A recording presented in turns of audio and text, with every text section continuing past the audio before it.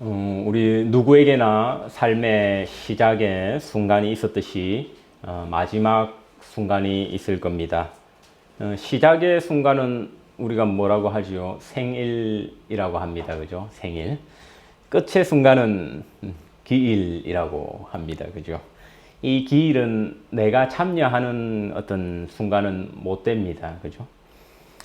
이 피조된 모든 만물이 마찬가지입니다. 시작이 있기 때문에 끝이 있습니다. 이건 사실 유한성의 특성이기도 합니다. 유한성이란 것은 시작점이 있으면 반드시 매점점, 끝점이 있기 마련이죠. 무한의 개념은 다릅니다. 그죠? 무한은 사실 시작이 없고요. 끝이 없기 때문에 그걸 무한이라고 합니다. 그 우주에 대한 그 우주의 기원에 대한 학문들이 있습니다. 그죠? 인류의 기원에 대한 학문도 있고요. 과학자들뿐만이 아니라 사실 많은 사람들이 관심을 가지고 있는 것입니다. 여러 이론도 있지만 뭐 이 빅뱅 이론 같은 것들 아주 유력한 이론 가운데 하나죠. 의견은 뭐 여러 가지 좀 다르긴 해도 실제로 이 시작이 있다라고 보는 겁니다. 그 시작을 이 빅뱅으로 보는 것이지요. 아마 이 기독교 과학자들은 이 빅뱅으로 하나님께서 이 빅뱅을 통해서 이 우주를 창조하셨을 것이다라고 생각을 하기도 합니다. 그리고 더 어려운 문제가 있기도 합니다. 이제 시작이 있었으니까 끝이 있어야 될 거 아니에요. 그죠? 끝이.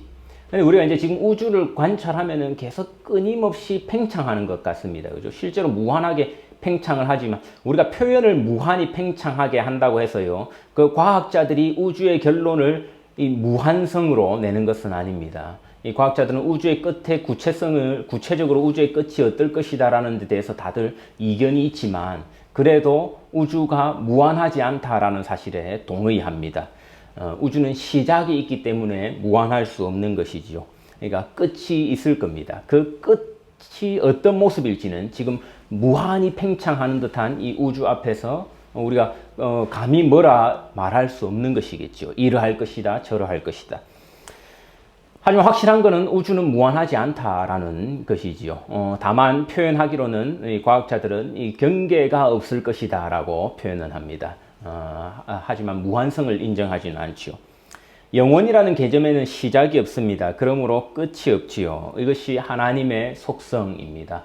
아마 절대자 한 분이 있다면 그 하나님께 이 속성을 돌릴만 할 것입니다. 우리는 시작을 아니까 끝을 알아요. 한 인생의 시작도 아니까 한 사람의 기일도 압니다. 그죠? 할머니의 기일을 알고요. 할아버지의 기일도 알고 그분의 살아계셨을 때 생신도 알고 있습니다. 시작과 끝을 아는 것이죠. 학교에 들어갔던 순간을 알고요. 학교를 졸업하는 날을 압니다. 시작이 있고 끝이 있지요. 회사에 취직한 날을 알고요. 그 회사에서 정년퇴임을 하는 그 끝의 날을 알게 됩니다. 시작이 있으면 다 끝이 있기 마련입니다. 제 어렸을 때 그 양변기가 참 신기했어요. 이 양변기가 보면 시작이 있는데 끝이 없잖아요. 그죠? 신기하게 예쁘게 생겨가지고 하얗게. 때때로 저는 지금도 변기를 보면 감탄합니다. 어디 이렇게 새하얀 게 이렇게 가장 더러운 공간에, 그죠? 이렇게 새하얀 게 이렇게 희뿌연 게 있나 싶습니다. 궁금하더라고요. 이 물을 내리면은 다 먹어, 양변기가 막 싹 먹는데 막 그 오물들을 깨끗하게, 그죠? 그리고 새물을 이렇게 언제 있었는지 새물을 탁 받쳐 놓는 겁니다. 온 가족이 사용하거든요, 그죠? 손님들이 오면 손님들도 사용하고, 항상 양변기는 깨끗해요.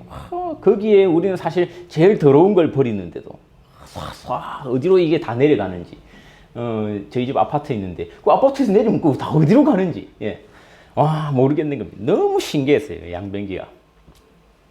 부모님께 물어봤지요. 양변기가 이 물을 먹어버리면 다 어디로 갑니까? 아마 이제 미취학 아동, 제가 그때 학교 가기도 전이었을 테니까요. 미취학 아동에게 그걸 뭐 어떻게 다 설명을 해줄 수 있겠습니까? 그죠? 예. 그러니까 저희 부모님 그때 설명이요. 이게 바다로 간다는 겁니다. 바다에 가면 물고기가 빵빵빵 먹는데요. 그럼 그 물고기 네가 먹는다라는 거예요. 제가 밥맛이 어린 나이지만 밥맛이 일찍 뚝 떨어지더라고요. 그 물고기를 내가 먹어. 제 어릴 때 사실 뭐 그 핑계가 아니더라도 저는 사실 밥을 잘 안 먹었어요. 잘 안 먹긴 했는데 그러니까 더 먹기 싫더라고요. 예. 물고기를 어떻게 먹어 이거? 우리 그 양변기 그 싹 바다로 다 내려간다고 하는데 제 아무리 봐도 이 바닷물이 그렇게 더러워 보이진 않았어요. 온천지 집집마다 다 양변기일 텐데 그죠? 예. 지금 생각해 보면 이제 그 복잡한 그 정화 처리 과정을 그 미취학 아동에게 막 설명해 주기가 좀 부모님께서 난감하셨던 것 같아요. 근데 사실 그때요, 저희 가족 가운데 정말 탁월한 누님 한 분이 계셨는데, 저희 사촌 누님께서 저한테 설명을 해 주시더라고요. 아, 그게 아니라, 그럼 바다가 똥물이 되지 않겠느냐 하면서. 우리 바다물에 또 놀러 가보고 했지만, 얼마나 그 물이 깨끗하고 좋은데, 그게 간다는 게 말이 되냐. 너희 엄마 아빠 말이 아니다. 틀리다. 내가 누나가 가르쳐 줄게 하면서 누나가 가르쳐 주던데, 이 세상을 살면서, 예, 나쁜 짓 많이 하고, 진짜 맨날 악행이나 하던 사람들이 죽고 나면은, 그 땅 속으로 꺼진다는 겁니다. 지구 땅 속에 모여가지고 꺼지게 되는데, 거기서 그 사람들은 이 양변기 끝에 떨어지는 걸 먹고, 살아가야 한다라는 겁니다. 예. 그 사람들이, 그러니까 지구 땅 속에 보면은 그 사람들이 바글바글 한 거예요. 이 땅 깊이 들어가면. 우리는 이제 하늘로 갈 거고, 믿는 사람들은 하늘로 가는 거고, 밑에 가는데, 거기 가면은 그 사람들이, 죄를 많이 짓고 이러고, 그거 막 퍼먹고 이래 살아간다는 겁니다. 제가 그 설명을 들었는데, 정말 탁월하다 싶더라고요. 이제야 이해가 가더라고요. 그렇구나. 이 변기는 그 땅속, 지구 저 땅속까지 이렇게 밑이 파고 들어가는구나. 어쩐지 잘 보이지 않고, 그죠? 이렇게 꼬불꼬불하게 만들어져 가지고. 근데 그때부터는 이제 변기가 다시 좀 무서워지기 시작하더라고요. 제가 변기 안에 손을 못 넣겠더라고요. 뭐 혹시 밑에서 뭐가 확 이렇게, 뭐 올라올까봐. 예. 근데 그 설명이 얼마나 탁월하든지, 그죠? 예. 정말 사람은 착하게 살아야 되는구나. 예. 그래야 맛있는 거 먹지. 예. 그렇게 막, 그러니까 세상이 더러워지지 않는 거죠. 예. 밑에서 이 사람들이 다 먹어주니까. 예. 세상이 더러워지지 않고 바닷물도 깨끗하고, 그죠? 예. 나중에 그게 이제 아니라는 걸 알았지요. 그래서 이제 이야기했죠. 누나 왜 그렇게 설명을 했냐 하니까, 누나가 이야기하더라고요. 자기도 진짜 그런 줄 알았대요. 예, 그러니까, 제가 뭐라 말을 못 하겠더라고요. 그렇구나. 예. 그렇구나. 우리한테는 이런 이야기가 사실 필요합니다. 그죠? 예, 필요해요. 저는 그래서 아직도 양변기를, 보게 되면 가끔 그 어린 시절 생각이 떠오릅니다. 양변기의 끝이 보이질 않으니까, 그죠? 도통 끝이 안 보이잖아요. 이게 물이 어디로, 눈에 보이면 모르는데, 예, 이게 도대체 어디로 가지? 예, 어디로 가지 싶고. 그 끝에 대한, 그죠? 예, 이 생각을 다시 한번 해보게 됩니다. 성경도요, 사실 그 역사의 시작과 끝을 보여줍니다. 성경 딱 첫 페이지 피면은 시작이 나오죠. 역사의 시작. 동산입니다. 이 동산의 특징은 뭐죠? 사람의 손때가 묻지 않은 곳이에요. 왜? 그냥 이 하나님이 일단 펼쳐놓은 공간입니다. 그죠? 그 공간이 막 어떤 것인지 막 우리가 구체적으로 모르지만 하나님 그냥 펼쳐놓은 것이에요. 거기다가 사람을 세우신 것이지요. 성경의 이제 맨 끝에 계시록에 가면은 역사의 끝이 나옵니다. 어떻게 종말을 하게 되는지. 그곳은 보면은 예루살렘 성이라고 하지요. 뭐 City of Jerusalem. 그러니까 예루살렘이란 도시로 성경은 역사는 끝이 난다라고 성경은 이야기합니다. 도시는 어떤 곳이지요? 사람의 손때가 묻은 곳입니다. 그래서 이 계시록을 보면 사람이 세운 것들이 여전히 천국에 남아있는 모습들을 볼 수가 있습니다. 물론 하나님께서 그를 없애버릴 것은 없애버리시겠지만 우리의 과학기술과 우리의 학문과 여러 가지 것들로 성실하게 세운 것들을 하나님께서는 이것들을 또한 천국까지 남아있게 하실 것이다 라는 것을 우리는 알 수 있습니다. 그러니까 동산은 하나님께서 일방적으로 만든 것이지만 하나님 나라라고 부르는 천국은 우리가 함께 동참해서 만들어 나가는 것이다 라는 사실을 알 수 있게 되는 것이지요. 이것이 시작과 끝의 특징입니다. 성경이 알려주는 시작과 끝이에요. 시작 때에는 너희는 없었지만은 끝에는 너희가 했던 것들이 남아있게 될 것이다 라고 이야기를 합니다. 우리가 그리스도인들이 이 땅을 살아갈 때는 그런 마음가짐으로 살아가야 한다라는 것입니다. 하나님과 함께 이 땅을 살만한 천국으로 가꾸어 가면서 살아간다라는 것을 우리는 알고 있어야 되는 것이죠. 그것은 사라지지 않거든요. 하나님은 역사의 종말을 동산으로 생각하고 있지 않으시고요. 이미 우리의 손길이 닿은 도시로 말씀을 하셨습니다. 시작에는 사람의 손길이 없는데요. 끝에는 사람의 손길이 남아 있습니다. 저마다의 인생도 마찬가지일 겁니다. 저마다 삶의 시작의 순간들이 있었지요. 그것이 생일입니다. 그죠? 생일을 위해 우리가 한 일이 있습니까? 여러분 사실 생일의 그 순간 기억도 안 나잖아요. 가장 이른 기억이 아마 뭐 한 4, 5살 정도 시기 아니겠어요? 물론 어떤 사람들에 따라서는 더 어린 시절을 기억하고 있는 분들도 계시다 하더라고요. 그러므로 사람은 사실 시작의 순간에 대해서는 책임질 필요가 없습니다. 여러분이 이 땅에 태어난 그 사실에 대해서는 우리는 사실 책임질 필요가 없어요. 여러분이 선택한 것 아니거든요. 내가 이 땅에 태어나고 싶다. 이들을 부모 삼고 태어나고 싶다. 선택했던 적이 없습니다. 나도 모르는 순간에 어째저째 하다 보니까 내 존재를 깨닫게 돼요. 이 땅에 던져져 있는 내 삶의 존재. 그러므로 우리 사는 사회가 보다 나아지려면요, 시작에 대한 책임을 부과하지 않는 방식으로 나아가야 합니다. 계속 우리 사회는 그런 식으로 나아가야 돼요. 우리가 어디 선거를 하거나 투표를 하거나 할 때도 항상 그러한 것들을 염두에 둬야 한다라는 겁니다. 그죠? 시작에 대한 책임을 부과하지 않는 정책이 있는가? 유토피아가 아닌 이상 완벽한 평등을 꿈꿀 수는 없을 거예요. 그러나 나아지는 방향은 분명히 있습니다. 태어나 보니까 부모는 도망가 버리고 없어요. 나를 돌봐주는 분은 할머니 한 분입니다. 근데 그 할머니도 점점 몸이 안 좋아지시네. 그러니까 내가 입학할 때쯤 되니까 이제는 내가 할머니 밥상을 차려야 될 지경이 되었습니다. 반면에 어떤 친구는 운전기사가 어린 시절부터 학교까지 태워다 주기도 하죠. 이런 시작에 있어서의 차이, 그 두 아이는요, 어떤 책임도 지지 않아도 괜찮습니다.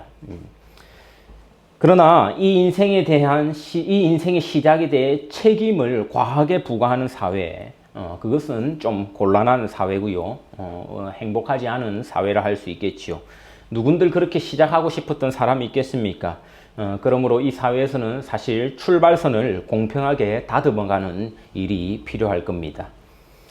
그러나 결말에 대해서는요, 어느 정도 자신의 책임이 들어간다 할 수 있겠지요.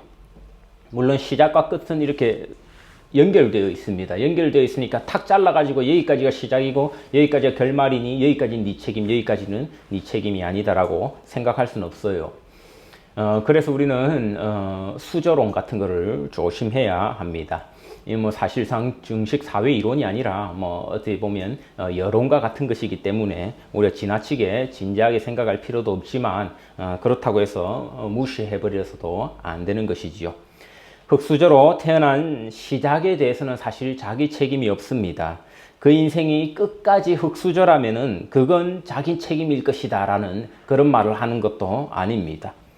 요즘 사람들이 말하는 것을 보면 이 수저로는 사실 순전히 재산에 관한 관점에서 말하는 것임을 볼 수 있습니다.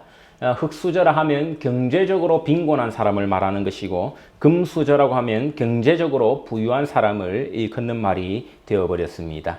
시대를 막론하고 부는 세습이 되어왔기에 수저의 색깔이 극적으로 바뀌는 경우는 잘 없었습니다. 그래서 중세시대에 잘 사는 사람은 근대에도 잘 사는 가문이 되었고 근대의 국가는 멸망하여도 그 가문이 이어진 오늘날까지 이어진 가문들은 여전히 그 부귀영화를 누리고 있는 모습을 볼 수 있습니다. 그러므로 수저의 색깔을 바꾸는 것이 자기 인생의 목적이고요. 자기 책임이다라고 말하는 것 아닙니다. 오늘 본문에는 이 모세가 나오거든요. 모세의 마지막 장면이지요. 세속적인 관점에서 보면 사실 모세는 그 흙수저로 태어났지만 금세 그 공주에게 일종의 뭡니까? 입양되는 거죠. 그죠? 회사로 치면 채용되는 겁니다. 금수저가 되죠. 금수저. 근데 스스로 다시 흙수저가 되어서 남은 생을 살아가게 되었습니다. 그러다가 약속의 땅 가나안에는 들어가지도 못하게 되지요. 모세도 이를 잘 알고 있었습니다. 그것이 오늘 본문의 2절에 말하는 내용이죠. 너는 이 요단을 건너지 못하리라. 마치 인생의 말년에 있어서 큰 실패를 겪는 것과 같이 보입니다. 그러나 모세는 결코 이 실패자의 태도를 보이지 않지요. 실상 구약에 나오는 가장 위대한 인물 가운데 하나 아닙니까? 예수 그리스도의 모티프가 되는 인물이죠. 민족의 구원자입니다. 오늘 본문은 그 모세가 자기의 마지막 때를 앞두고 여호수아에게 자신의 지도권을 이양하는 모습이 나타납니다. 이 셀리 티스데일이라는 분이 쓴 인생의 마지막 순간에서라는 책을 봤습니다. 이게 이제 번역을 하면서 책을 제목을 이렇게 붙였더라고요. 인생의 마지막 순간에서. 이 번역을 이제 이렇게 제목을 이래 달아서 그렇지 원제를 직역하면요. 이 책 제목이 앞으로 미래의 시체가 될 사람들을 위한 충고 이렇습니다. 예. Advice for Future Corps예요. 예. 그러니까 앞으로의 그 시신이 될 우리 현재 살아있는 사람들이죠. 이들에게 주는 조언 이럴 겁니다.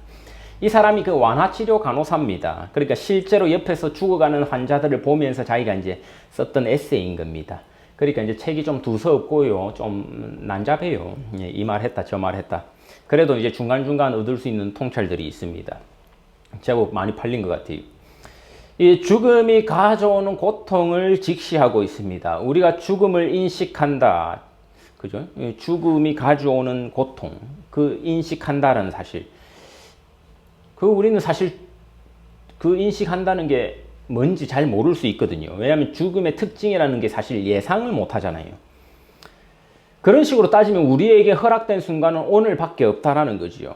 근데 여러분 우리가 오늘 하루만 살아가십니까? 사실 우리가 오늘을 어떻게 삽니까? 내일을 염두에 두고 삽니다. 미래를 염두에 두고 오늘을 살아간다라는 겁니다. 우리에게는 미래에 대한 생각이 있습니다. 이상하지요? 이 내일에 대한 담보는 아무것도 없습니다. 우리에게 허락된 건 지금 이 순간밖에 없어요. 그럼에도 우리는 계획을 세우며 살아갑니다. 자식이 대학 갈 때까지 내가 살아있을지 사실 장담은 못해요. 사람 일이라는 게 뭐, 그죠? 예. 당장에 뭐 오늘 밤에 우리가 뭐 급한 전화 받는 일, 그건 뭐 사실 살다 보면 늘 겪는 일 아닙니까? 몰라요. 어떤 일이 있을지. 그래도 우리는 학자금 대책을 세워둡니다. 자식이 결혼할 때까지 내가 살아있을지 몰라요. 혹시나 뭐 또 그 자식이 나보다 먼저 앞서갈지 몰라요. 그래도 우리는 결혼 자금에 대한 준비를 해둡니다. 이제 책에서 이 저자는요, 이걸 이렇게 이야기를 합니다. 기다리는 것 외에는 인생에 별다른 방도가 없기 때문이다 라고 써요. 사실 이제 이 책 전반에 풍겨지는 분위기가 이렇습니다. 좀 허망해요. 허무하고. 사실 허무할 수밖에 없는 게 우리가 죽음을 생각할 때는 그게 정답 아닌가요? 허무할 수밖에 없지 않습니까? 진리 없는 삶은요, 사실 공허하고 허무합니다. 그게 사실 정답이기 때문이에요. 그런 감정을 느끼는 건 사실 나는 정확하게 그 진리를 포착해서 느낀다라는 겁니다. 그 앞에서 허무함을 느끼는 것. 이 전도서의 솔로몬도 마찬가지의 고백을 했지요. 헛되고 헛되고 헛되니 모든 것이 헛되도다. 이 책의 핵심 중 하나가요, 인생이 허망하다는 것을 알고 있지만 별다른 도리가 없기에 그냥 그렇게 살아간다라는 것입니다. 요즘 그 해외여행 가기가 좀 워낙 까다로워서 그런지 아마 국내가 미어 터지는 것 같아요. 그죠? 예. 휴가철인데 해외까지 가기는 번거롭고 하니까 곳곳에 사람들이 많습니다. 놀이공원 같은 데는 보니까 뭐 이 회전목마 같은 거 하나 타려고 해도 1시간씩 기다려야 된다고 하더라고요. 어제 축구 개막하는 거 여러분 보셨습니까? 예, 박원 지사님 보셨네. 예. 저도 하이라이트 쫙부터 봤습니다. 예. 저는 그 사실 축구 개막을 한 2, 3주 전부터 차곡차곡 준비해 왔습니다. 설교를 준비하면서 같이 준비해 왔습니다. 제가 준비할 게 뭐, 몸을 풀고 이런 것도 아니고요. 어디 표를 한 3장 구할 수 없을까? 예. 제가 리버풀에도 들어가 보고요. 저기 맨유에도 들어가 보고, 토트넘에도 들어가 보고, 토트넘도 6만 장 넘게 팔잖아요. 들어가고 오늘 경기 있을 텐데요. 야, 표가 없더라고요. 이 사람들 준비 정신이 얼마나, 그 스타디움에 6만 명이 들어가는데 표가 없어요. 예, 미리 다 끊어버려가지고. 안 그래도 어제 하이라이트 보니까 뭐 진짜 거의 모든 경기가 다 만석이었던 것 같은데. 정말 그 엄청난 그거죠. 이제 아무래도 그 휴가를 바깥으로 못 가서 그런가 더 이 시내가 더 번잡한 것 같아요. 이제 런던 시내에 공연을 보러 갔는데 그 공연장도 뭐 꽉 찼더라고요. 이렇게 여름 휴가를 우리가 어쨌든 어떤 형태로든 보내고 나면 그 다음에 하는 일은 뭡니까? 다음 여름 휴가에 대한 계획이라고 하죠. 예, 특히 영국에서 이 홀리데이 계획은 되게 중요하지 않습니까? 1년을 앞서서 계획하고 내년 거를 예약하고 이렇게 합니다. 티스데일은 그 책에서 이렇게 말을 합니다. 문제는 다음 여름이 약속되지 않았다는 걸 알면서도 다음 여름 휴가를 계획한다는 데 있다라고 말을 하고 있습니다. 이 인생이 가진 이런 아이러니함을 보여주는 겁니다. 이게 잘한 일이다, 잘못한 일이다라는 게 아니라요. 사람은 이렇게 살아갈 수밖에 없다라는 겁니다. 약속된 건 없는데요. 우리는 오늘 계획은 해야 됩니다. 우리가 내일에 대해 약속된 건 아무것도 없거든요. 1년 뒤에 대해 약속된 건 아무것도 없지만 우리는 1년 뒤에 계획은 세워야 한다라는 겁니다. 이게 사실 인생이 가진 문제라고 이 작가는 이야기를 하고 있죠. 다음 여름 휴가 계획을 세웁니다. 누가 시키지도 않았어요. 그래도 우리는 그렇게 살아갈 수밖에 없습니다. 그리고 자기가 세운 계획을 불안해합니다. 왜냐하니까 그건 약속은 아니거든요. 내 계획이지 약속이 아니라고요. 그때 일이 생겨서 돈 날리게 되면 어떻게 하지? 내가 밖에 어디 나갔다가 왔는데 공연장 들어가기 전에 갑자기 그 코로나 테스트 결과가 양성으로 나오면 어떻게 하지? 그럼 비용이 막 손실이 커지는데 불안한 겁니다. 왜냐하면 누구도 약속은 해주지 않거든요. 계획을 세울 뿐이지. 오늘 모세의 마지막 말을 보면요. 요수아를 세우고 죽음을 앞둔 자신은 퇴장하는 장면에서 이 모세의 불안과 허무함이 느껴지지 않습니다. 이는 오늘 본문에 대한 제 개인적인 이 감정적 독해가 아닙니다. 실제로 모세가 사용하는 어휘가 그래요. 그는 사실 누구보다 불안함과 허무함에 사로잡혀 고통 속에 있어야 될 입장이었습니다. 일단 죽음이 눈앞에 있잖아요. 자기 죽음이 눈앞에 있고 나름대로 자기 인생의 목적이라 할 수 있었던 그 가나안에 들어가지 못하게 되었습니다.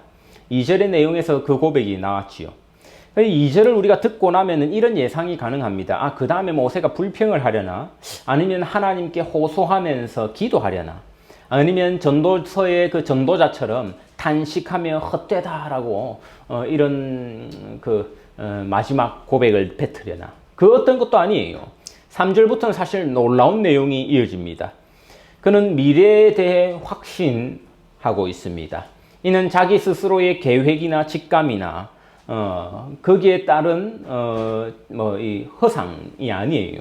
하나님의 약속에 대한 믿음인 것이지요. 약속은 믿을 만한 것이거든요. 여호와께서 이미 말씀하신 것과 같이라고 말을 하고 있습니다. 하나님 말씀하셨으니까 그렇게 된다라는 것입니다. 여기에는 내가 있고 없고가 중요하지가 않습니다. 이런 장면에서 우리는 모세의 지도자됨을 볼 수 있습니다. 민족에 대한 생각이 있는 것이지요. 여긴 사실 어떤 공동체이든 우리는 사실 각각 맡은 바 지도자의 역할을 맡으면서 살아가게 됩니다. 아버지나 어머니 할 것 없이 부모는 한 가정의 지도자입니다. 물론 어떤 집안의 분위기에 따라서 어떤 집은 아버지가 그 역할을 좀 더 맡을 것이고 어떤 집은 어머니가 그 역할을 좀 더 맡게 될 겁니다.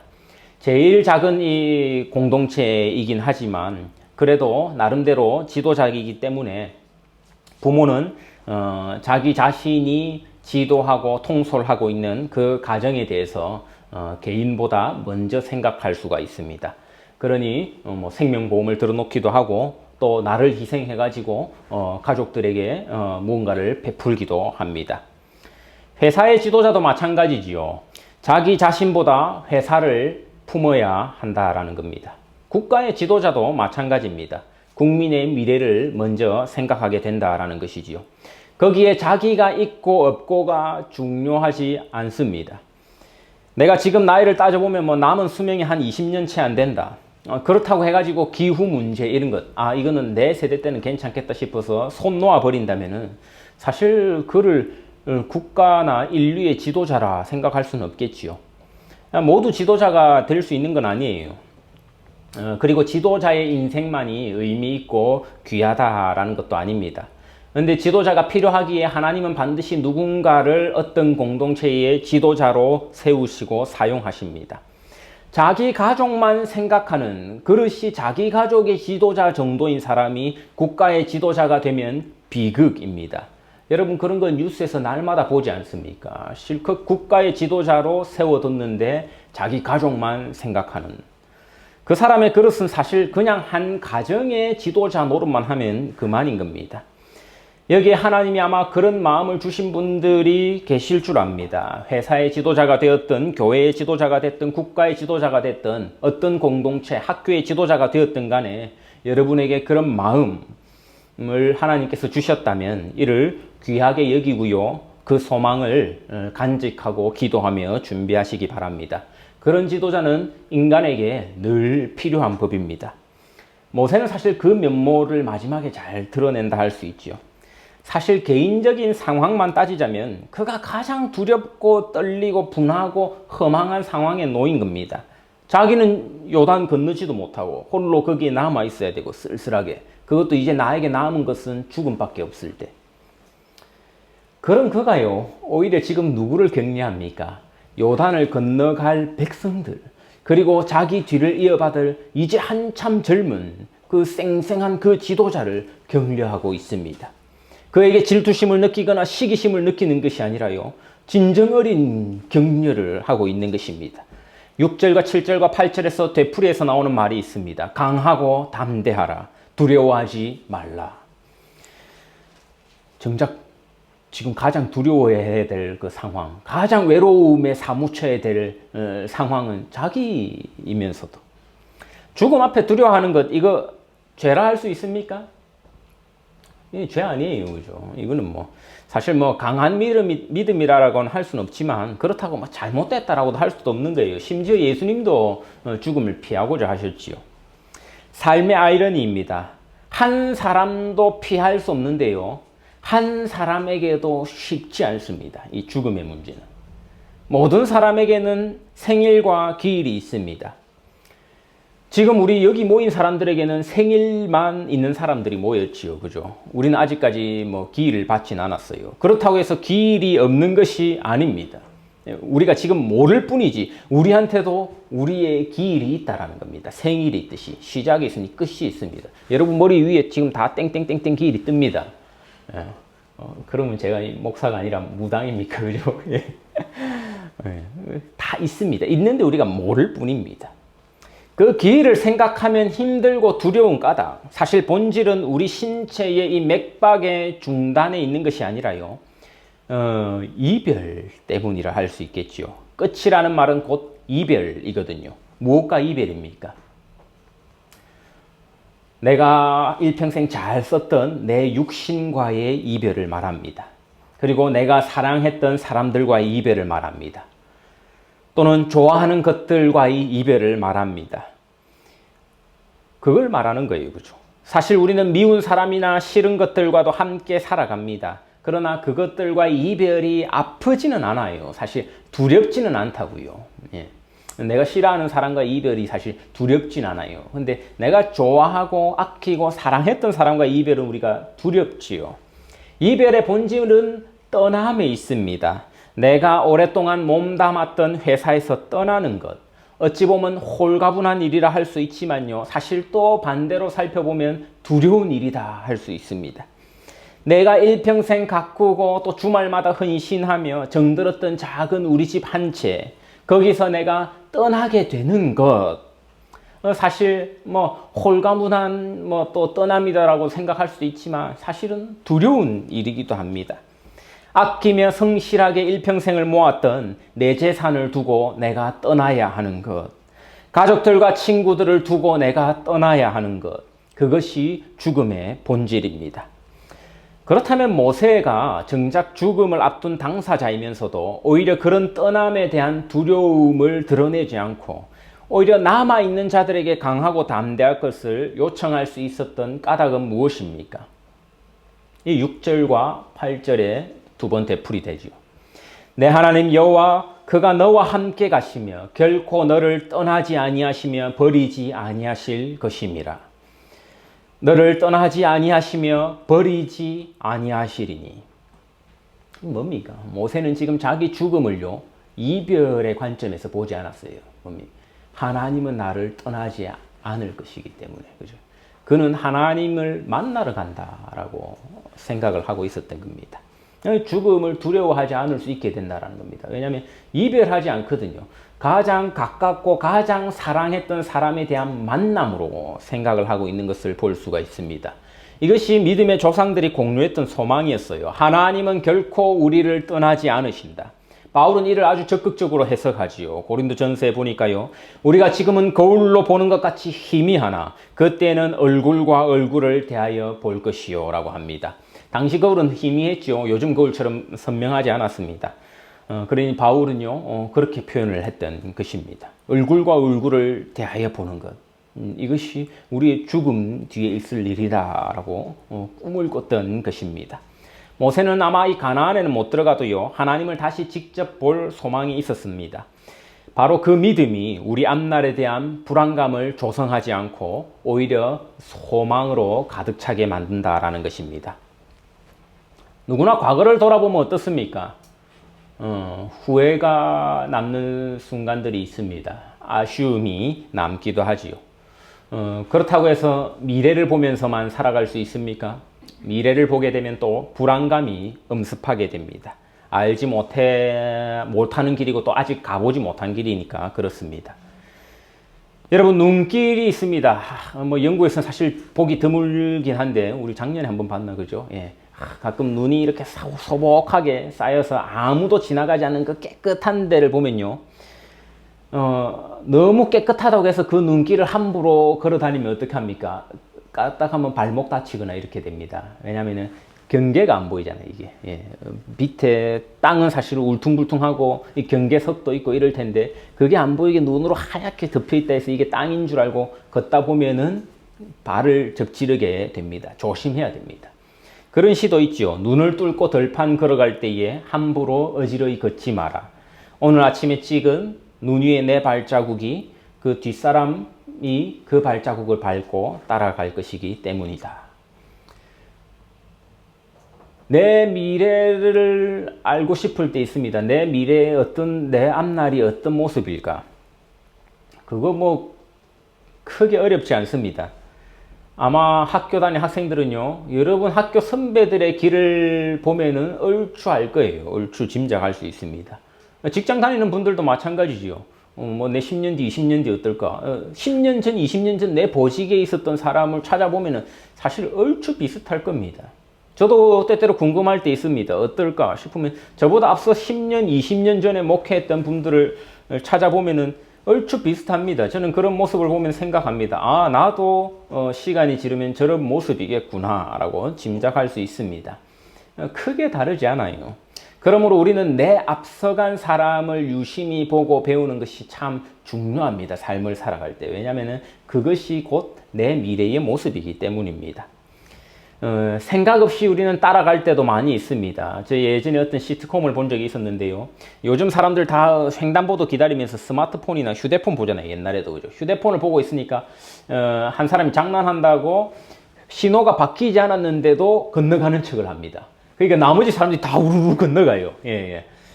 그런 장난이 유행했다고 하는데요. 그런 장난 위험하죠. 진짜 사고 날 수도 있습니다. 저희 한 번은 이제 낯선 동네를 갔던 적이 있는데, 낯선 동네 이제 놀러 갔으니까 뭐 길을 굳이 찾지 않아도 뭐 이거저거 둘러보면서 이렇게 어슬렁거리면서 구경 다니고 있었습니다. 근데 어떤 가족이 저희 가족을 따라오는 겁니다.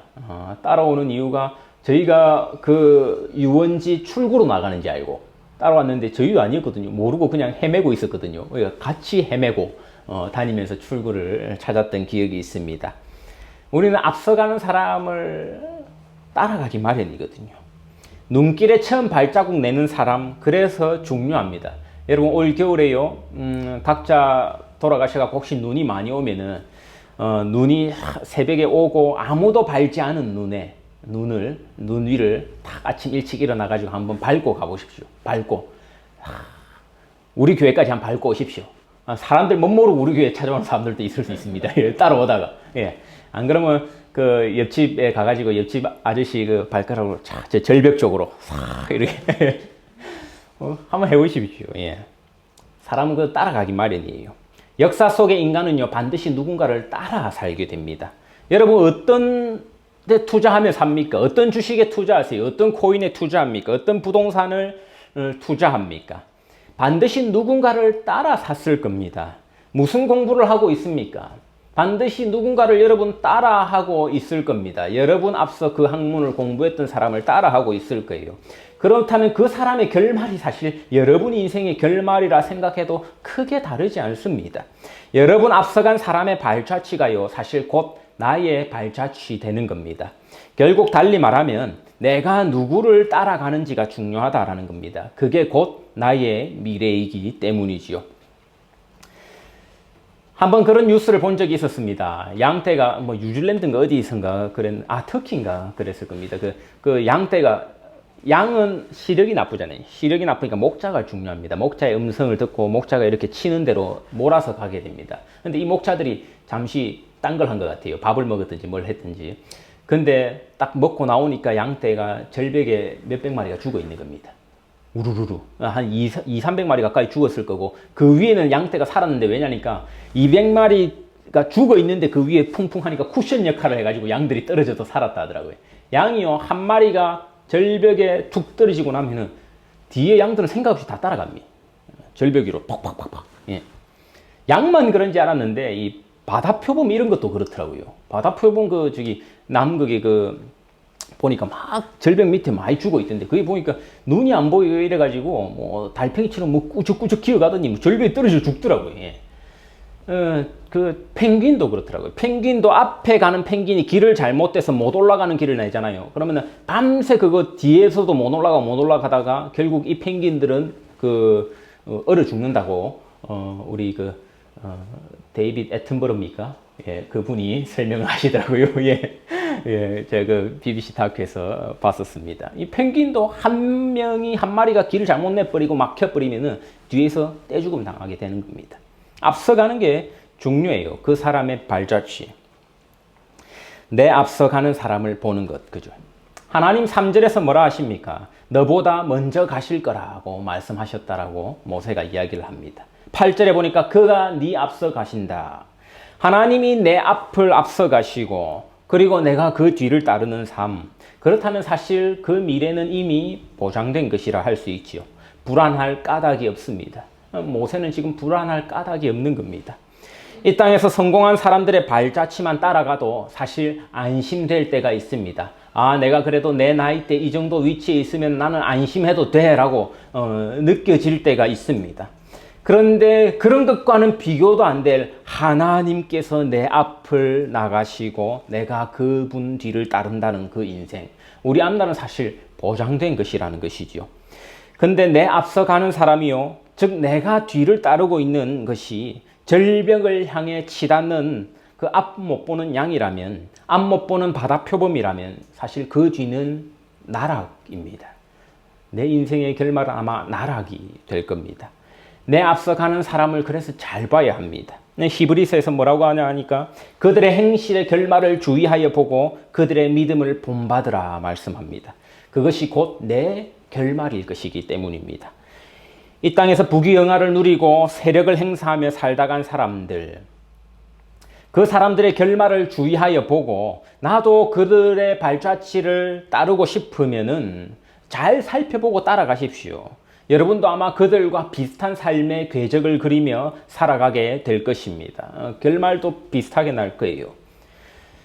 죽음을 목전에 두고 의연히 후계자 여호수아를 세우면서 오히려 자기 민족에게 강하고 담대할 것을 명령했던 모세의 마지막 장면입니다. 그의 결말과 같은 삶을 살고 싶다면 우리는 하나님을 앞세우는 인생이 되어야 할 겁니다. 그럴 때 여러분의 미래는 그 어떤 고난과 환난에도 흔들리지 않고 주님 주신 확실한 약속을 성취하며 살아가는 인생 될 수 있을 것입니다. 그 어떤 악에도 지지 않고 선으로 악을 이겼다라며 담대히 말할 수 있는 인생들 되게 될 것입니다. 나는 지금 누구를 따라 살아가고 있습니까? 내 앞에는 지금 누가 앞장서 가고 있습니까? 이를 잘 생각해 보시고요. 절벽 끝자락이 아니라 죽음 앞에서도 강하고 담대할 수 있는 소망으로 인도하는 진리를 따라 살기를 결단하는 성도님들 되시기를 간절히 축원합니다. 함께 기도하겠습니다.